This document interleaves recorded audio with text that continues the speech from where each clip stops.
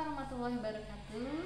Hai semuanya, semoga kalian selalu sehat ya, selalu semangat, selalu ceria dan bahagia. Oke, ketemu lagi sama Ibu di pembelajaran Bahasa Indonesia. Tolong disimak baik-baik ya materi yang Ibu sampaikan. Dan yang terpenting itu tolong dicatat ya, sehingga nanti kita pas mulai masuk sekolah Ibu tinggal menjelaskan apa yang akan kalian catat, kemudian menjawab dari pertanyaan-pertanyaan yang belum kalian pahami.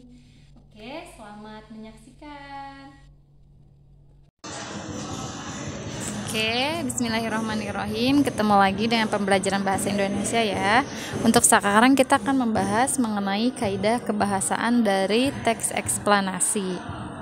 Tujuan pembelajaran kita pada pertemuan kali ini adalah kalian mampu memahami bagaimana kaidah kebahasaan pada teks eksplanasi, kemudian kalian juga setelah itu mampu menulis sebuah teks eksplanasi.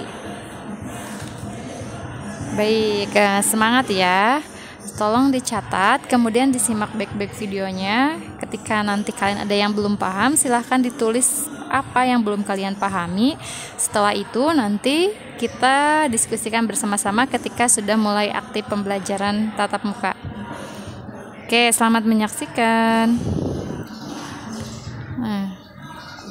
Kebahasaan yang terdapat pada teks eksplanasi adalah sebagai berikut ya. Adapun kaidah kebahasaan yang digunakan pada teks eksplanasi yang pertama itu menggunakan kata kerja tindakan atau aksi. Kata kerja aksi menyatakan suatu tindakan atau perbuatan untuk menunjukkan kejadian yang sedang berlangsung. Nah, kata kerja aksi ini bertujuan untuk apa? Untuk menjelaskan suatu proses atau peristiwa tertentu yang tentunya didukung oleh fakta. Contoh dari kata kerja aksi adalah membaca, mengolah, menulis, memasak, dan lain sebagainya ya. Itu adalah kata kerja tindakan atau aksi. Kemudian yang kedua, menggunakan kalimat pasif.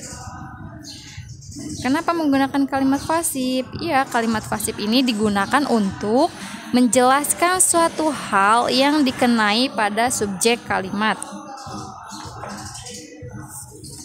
Kalimat pasif yaitu ditandai dengan kata kerja yang diawali di atau ter. Contohnya, dibagi, diuraikan, dijelaskan, atau terbagi gitu ya. Nah, yang ketiga adalah menggunakan konjungsi yang menunjukkan waktu atau kronologis ya. Jadi menggunakan konjungsi waktu yaitu untuk apa? Untuk menjelaskan suatu proses atau peristiwa.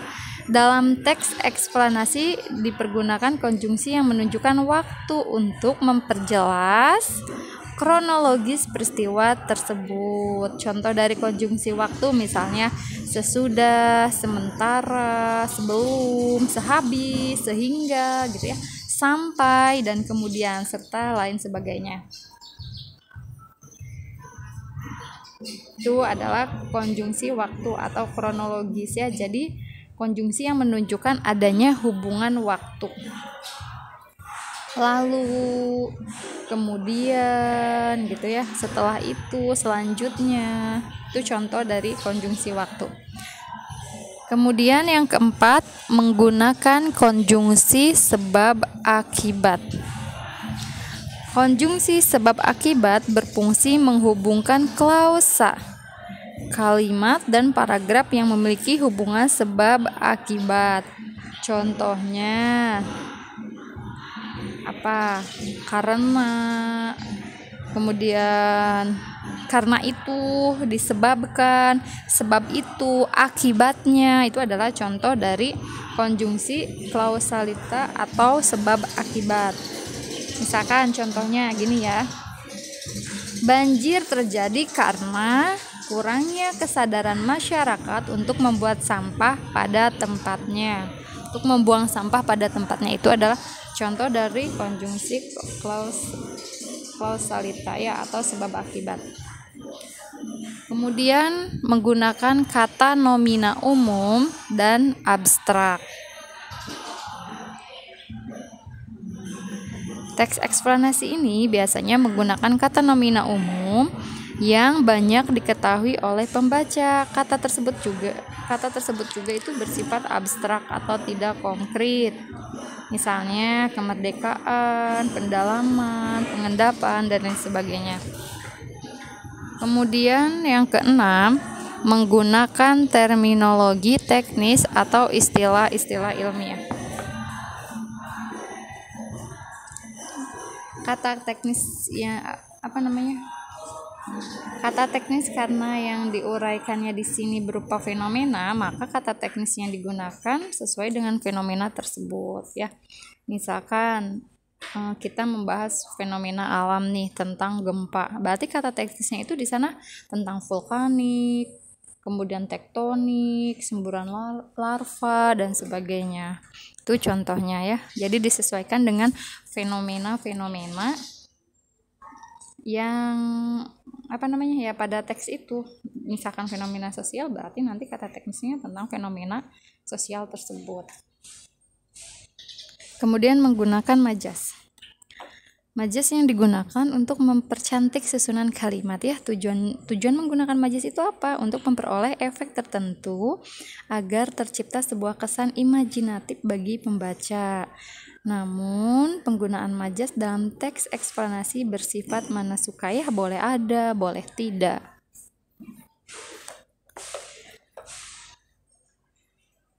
Itu adalah kaidah kebahasaan yang digunakan dalam teks eksplanasi.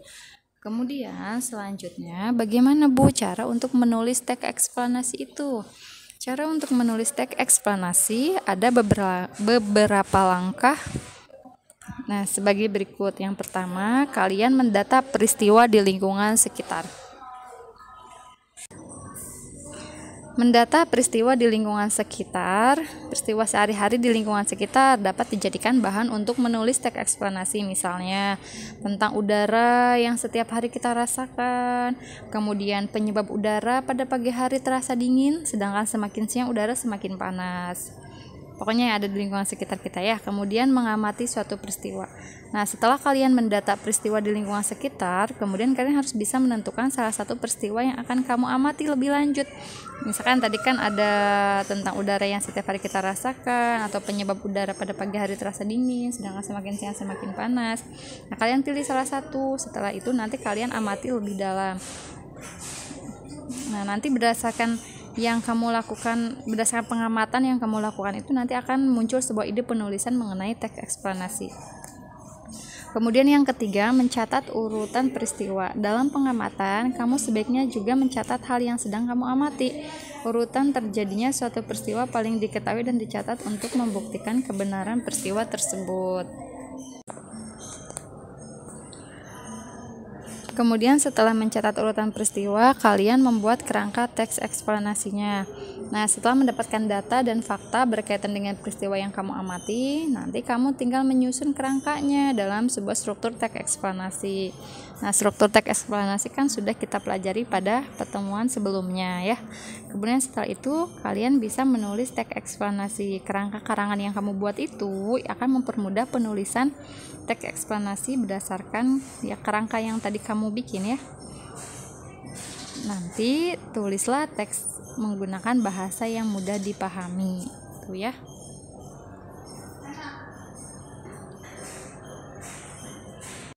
Demikian yang dapat Ibu sampaikan. Mudah-mudahan kalian bisa memahaminya. Mohon maaf atas segala keterbatasan Ibu ya. Nanti kita bahas lebih lanjut lagi ketika kita sudah mulai pembelajaran seperti biasa. Terima kasih untuk perhatiannya. Sampai ketemu nanti. Tetap semangat dan selalu jaga kesehatan.